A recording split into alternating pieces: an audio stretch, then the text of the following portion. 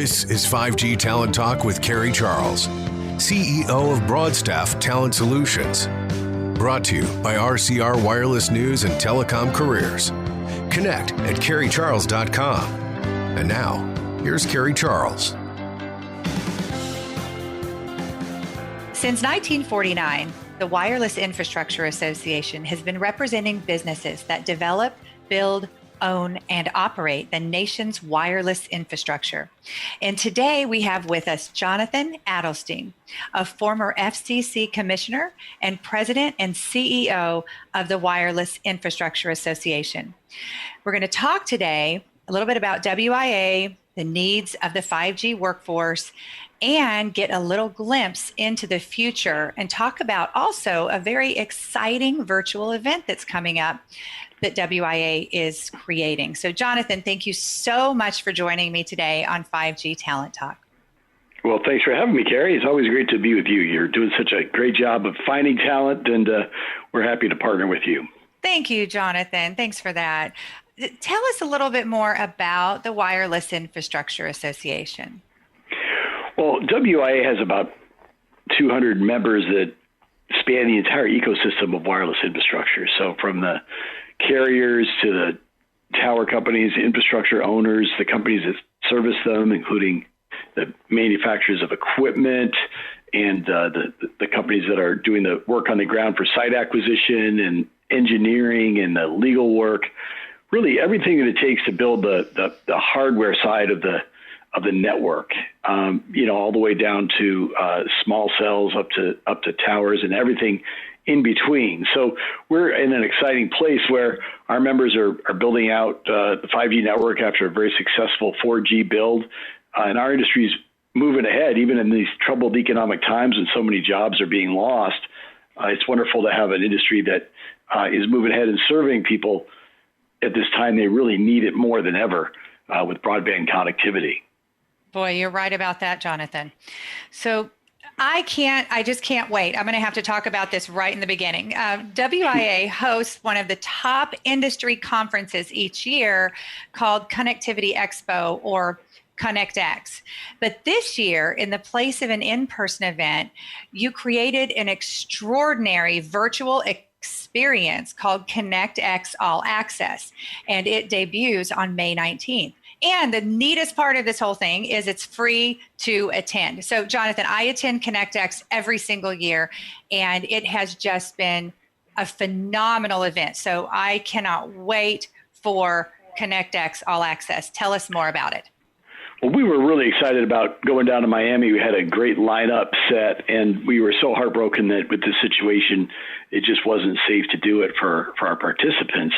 And we wanted to move on, though. We couldn't not do something. We want to bring the industry together. WIA's role is to convene all of us. We're sort of the place that holds the family reunion for the whole industry at our annual ConnectX. And so we're going to do it virtually. We're doing the best we can under the circumstances, and we have a great lineup coming together. We're glad to make it free to pay back all the great work that our sponsors and exhibitors and participants have done over the years. And we want to bring everybody the latest on what's happening in the industry, what's happening on the ground, what are the plans for deployment. We'll be hearing from carriers and the wireless infrastructure owners, what they're seeing in terms of plans for 5G deployment, CapEx trends, workforce trends, regulatory issues that they're facing, and how they're basically dealing with this new health environment, trying to get this network built at a time of unprecedented challenge. So we're trying to find where the opportunities are, but also where the pain points are, and give our participants a sort of window into what's happening so they can really come together with others in the industry and get the latest scoop on business trends and plans, so they can make their own plans for their own businesses to grow and take advantage of what's happening in terms of investments in 5G. So I know it's a bit of a challenge that, we're all not able to come together at these conferences, but the exciting news is that everyone that's listening to this podcast can participate in this virtual event, ConnectX All Access. And I just want to give everyone a website, or how do they access this event if they want to register? Well, the event's right at WA.org, and registration is now open. We're putting together panels, and we have a lot of them lined up and a lot of the speakers, but people can register right now. And May 19th is debuting. It'll be available on the web thereafter as well for a period of time. So, if people can get into it right now, put it on your calendars, mark it down. You'll still be possibly stuck at home. Maybe you'll be out in the field and you'll be able to watch it later. But it's going to be really packed with valuable insight into what's happening in the industry right now. And that's on May 19th. And don't forget, it is free to attend. So, Jonathan, let's switch gears a bit and let's talk about the current state of the wireless workforce. What are your thoughts there? Well, until this pandemic crisis hit, we were facing a severe labor shortage. There was a problem with people having the skills to match the needs out there, both in the tower side and the small cell side, and fiber. Just generally speaking, construction was super tight, and it was hard to locate talent. I think, Carrie, you probably had a similar view as we've talked about it over time. Yes. What you were seeing, how tight things were. And now a combination of factors, some slowdowns with permitting, some, hiccups with getting work done, and, the sort of companies assessing what to do with their cash needs. It's got things in a little bit of a hiccup, but a lot of construction is going forward right now. And we expect as these strictures loosen that we're going to see basically a real move forward, especially when T-Mobile gets going in earnest, and Verizon has been pretty steady and actually increased its CapEx, and AT&T is moving ahead. So there's work in virtually every front, fiber, small cell, tower. And the labor shortage is gonna come back to get us when people get their feet really moving on this thing. So we're hopeful that we can bring in some of the folks that are displaced from other industries that might not get back to where they were. Unemployment has just shot up, I think, the fastest in recent memory, perhaps the fastest in American history, right, with the possible exception of the Great Depression, how fast it happened. Now, we're hoping it comes down quickly, but we do expect that there's going to be opportunities for the wireless industry to find some new blood and bring it into the industry. And we'd love to help with that. I know you, Carrie, are going to be helping with that, and your company is going to be spotting that talent and try to bring them in. And we want to help make sure they get properly trained, get into apprenticeships or whatever it is that can help people to reskill and move into wireless with the knowledge they need to be really successful, and not just temporarily, but to find a new career in our industry. And we're working with employers to create pathways for professional growth and attracting a whole new workforce to meet the challenges of 5G. So I agree with you 100%, Jonathan, with everything you said. You were spot on. And it is exciting that we're going to bring in some new talent and really help people to reskill, upskill, and use their transferable skills to get to work in the wireless industry. So how do you think all of this is going to affect the rollout of 5G? Well, I think people are recognizing in every sector of the economy how important 5G is now. I mean, we're all relying on broadband more than we ever did. We're a little bit stuck in the home in many cases, but the importance of this connectivity is something we experience every day in ways that governments are seeing. They're going online, healthcare. 5G is going to enable not only faster speeds, but more devices on the network, less latency. That opens up whole new applications in healthcare and transportation and education, as we're seeing, new advances in remote education and responding to this sort of urgent crisis. 5G is going to provide solutions for all of these many human endeavors. So policymakers in Washington get this, policymakers in the states get it. We're getting unprecedented support from Trump administration, from states. 28 states have passed laws to facilitate broadband deployment. Municipalities are working with us to try to open up the permitting process. So we're getting support not only from government, but from industries that are going to use 5G. And I think it's going to really, really take off. I mean, it's always a business case model where we can see these applications. We don't even know what they're going to be yet, but there's going to be so many new businesses that are grown out of this, but they're not going to be the ones that are building the networks. You know, the companies like AT&T, Verizon, T-Mobile, our members and our carriers are investing more in CapEx than any other industry in the United States. And yet a lot of the benefits go to other companies. Facebook, Google, Uber was created whole cloth out of 4G.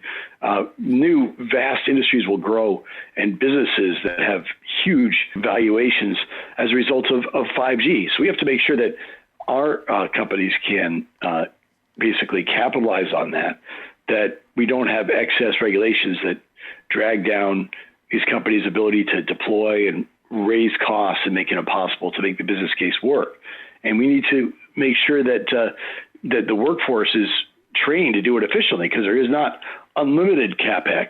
We need to make sure that available funding to build this network is deployed properly. The networks get built right the first time. There's no need for rework. We're seeing, in 4G, we saw a lot of need for rework because, frankly, we haven't had the training we need to get it done right the first time.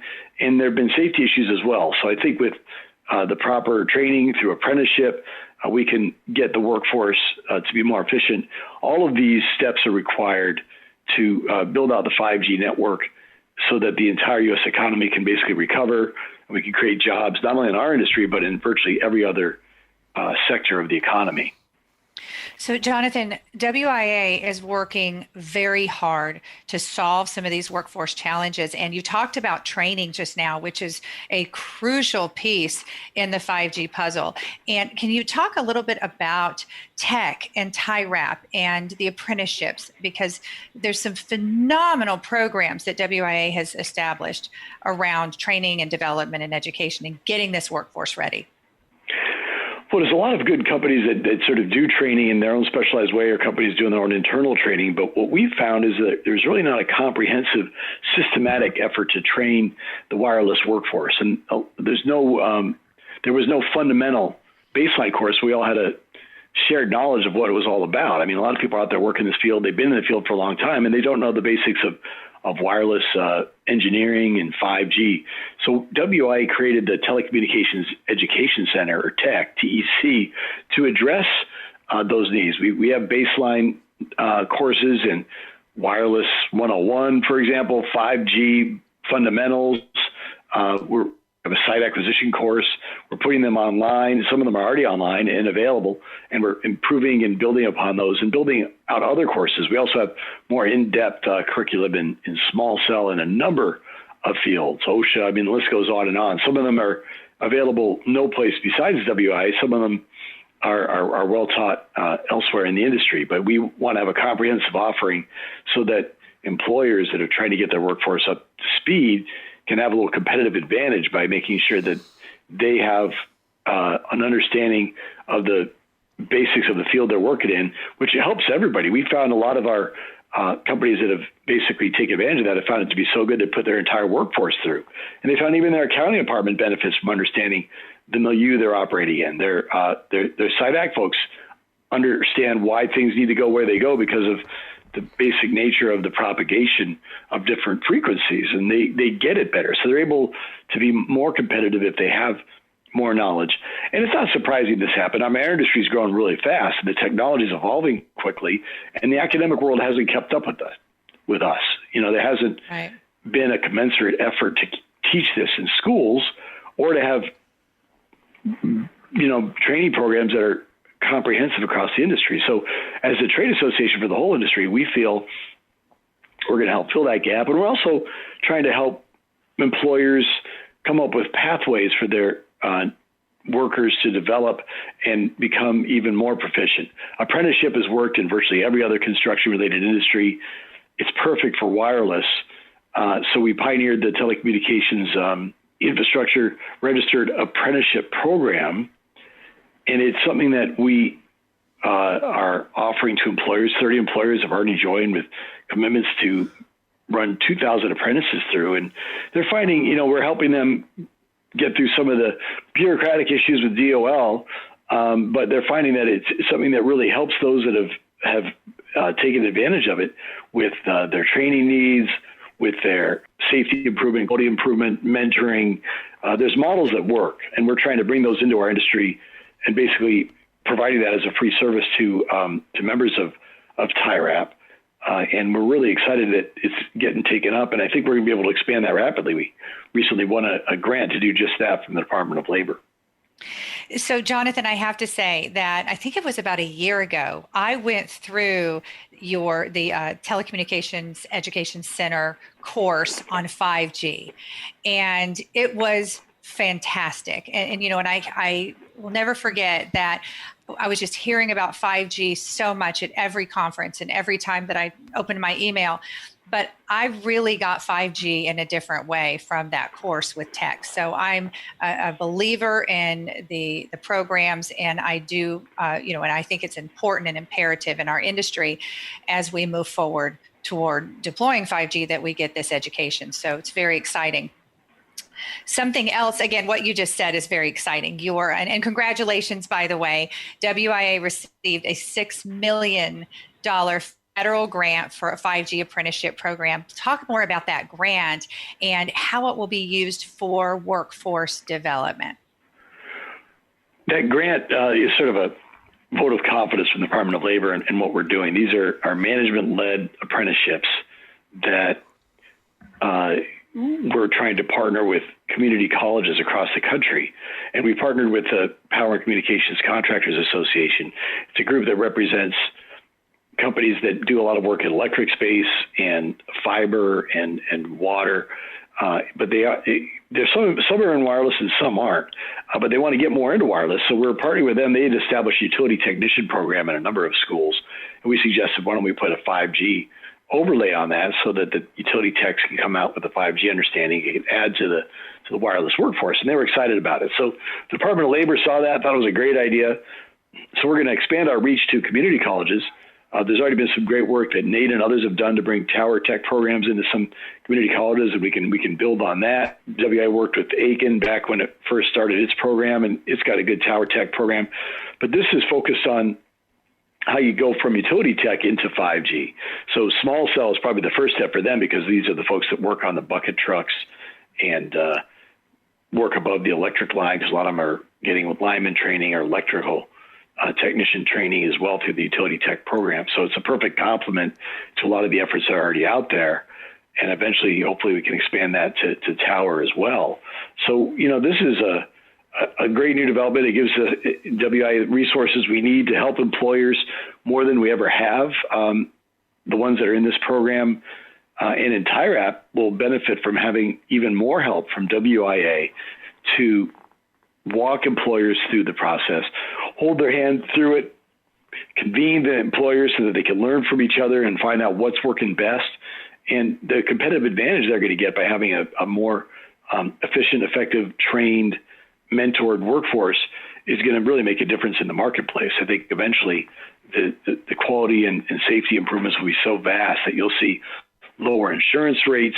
You'll see favor by carriers and infrastructure companies in terms of companies that have, apprenticeships that they're running their team through, because the results will be there. We've already seen it in our members that have been involved in TIRAP, that they're reporting quality and safety improvements. And we expect that is something that a lot of companies in the industry are going to see and will want to get more engaged in, and will be a whole new industry for apprenticeship.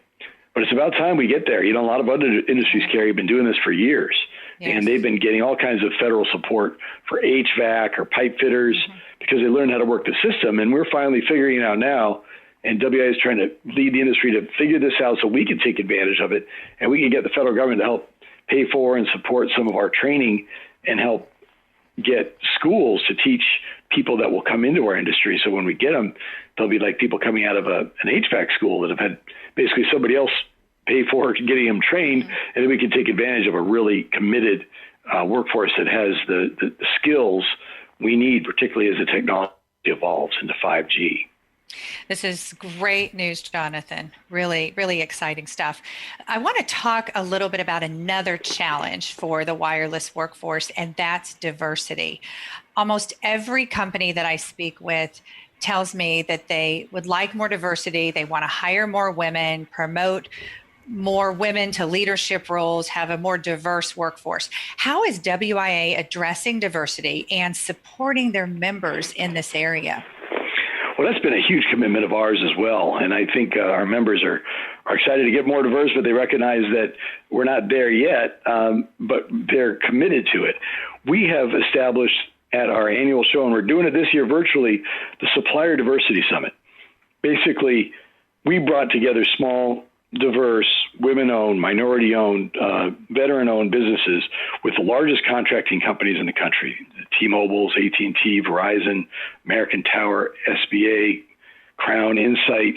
The list goes on. Vertical Bridge. I mean, we're all committed, and others who basically meet these companies and sort of speed dating. In this case, it'll be chat rooms, but we had meeting rooms down at our event, and they've found that these small, diverse companies are actually getting contracts out of it. They're getting recognized by the large companies that have the big contracts, and they're getting work. This year is no exception. So May 20th and 21st, we're setting up a Supplier Diversity Summit. You'll also find that on our website at WWLF.org under events. We just announced that is happening again virtually. We wish we could do it in person, but virtually is even easier because we're getting great support from our carrier members and our infrastructure owners to try to diversify their supply chain doing that. And so Supplier Diversity Summit's, the number one way we do it. We're not basically saying let's have a specialized organization that focuses on diversity help us. We're saying this industry association itself is going to lead the way, and we're going to bring this effort into our big trade show. In this case, our virtual big trade show, ConnectX All Access. And we're doing it, again, for free. There's no charge for folks to do this. We want to do this as a service to the industry. We want to give back for all the support we've had over the years from all of our sponsors and exhibitors and say, we're going to try to help this industry diversify. We're going to give people a chance to do this. And we really appreciate the support of the largest contracting companies in the telecommunications space that are taking their procurement officers and bringing them into our chat rooms to meet with these folks. And I hope, again, I expect again this year, there'll be a lot of real progress and real contracts that come out of that. Jonathan, the Women's Wireless Leadership Forum is part of WIA. In fact, I'm on the board of directors of that organization, and it is just a phenomenal organization for diversity in the industry led by WIA. Can you discuss that a bit about how WWLF was created and maybe your goals and mission around it? Well, you know even more about it than I do, but it's really something that right. The women in the industry are driving and leading, and WIA is sort of the host or the incubator for that. We support the effort by women in our industry. They're leading that themselves and really effectively. Great events, wonderful networking, professional development opportunities that they've created. It's something that we have long supported, and it's paying off. I mean, it's taken on a life of its own with real great leadership from people like you and the board. It's grown every year, and it really contributing. It's a challenging industry. It's been sort of predominantly male focused in terms of the number of employees, but we're seeing a real growth in the women in this industry, and it's something that is bringing a lot of talent, quality, and new fresh ideas and thinking into the industry, which is helping everybody. I mean, this is something that isn't about just raising up women; it's raising up the whole industry. I mean, with all that incredible talent and vision, we are really, I think, making leaps and bounds progress on bringing that kind of diversity and making the wireless industry look more like America, look more like the broader workforce. And that's something that we're proud to basically host, but the real drive is from people like you, Carrie, and the leadership at WWLF that has done such phenomenal work. You said it perfectly. We all need to work together. This is about the greater good of the industry, and it's going to take a group effort from everyone to create meaningful transformation. Jonathan, tell us more about, or just tell us actually where listeners can reach you. Let's talk about where can they register for ConnectX All Access. I think every single person listening to this podcast should go and register right now. It's free virtual experience on May 19th. And it's going to be phenomenal. So tell us about where they can register for that event and learn more about WIA. Well, WIA.org is where it all is. You just hit WIA.org and events, and the registration is right there. So why wait? Register right now, and then put it on your calendar. And if for some reason you get caught up, it'll be available, that content for a period of time. We're going to keep that up on the web, but you want to be the first to hear about it. We're going to have leaders and CEOs from the carriers, from the tower companies, from manufacturers, from the government, from the FCC, and FirstNet's CEO will be there. So we're going to really hear the latest from what's happening in terms of the future of our business. So if you want to be in the future of the business, I would register today so you don't forget and be with us for free. And we're so proud to bring that to the industry and support all of our businesses in this difficult time and bring everybody together as we always do. But this time it's going to be virtual. Jonathan, I so want to thank you for being with us today on 5G Talent Talk. This has just been a very special experience, and I know that WIA is bringing phenomenal opportunities and education and just so much to our industry. So thank you for being with me. Well, Carrie, thanks for all you do for the industry. Broadstaff is a tremendous driver of talent and skills in the industry and really provides a great service. So I appreciate your, again, hosting us here through this podcast and everything that you do for the wireless industry. Thank you. Thanks, Jonathan. And I want to thank you for listening to this insightful episode of 5G Talent Talk, brought to you by RCR Wireless News, Telecom Careers, and Broadstaff 5G Talent Solutions. If you'd like to connect with me, I can be reached at carriecharles.com, and I will catch you on the next episode. Stay well. You've been listening to 5G Talent Talk with Carrie Charles, CEO of Broadstaff Talent Solutions. Brought to you by RCR Wireless News and Telecom Careers. Connect with Carrie at carriecharles.com.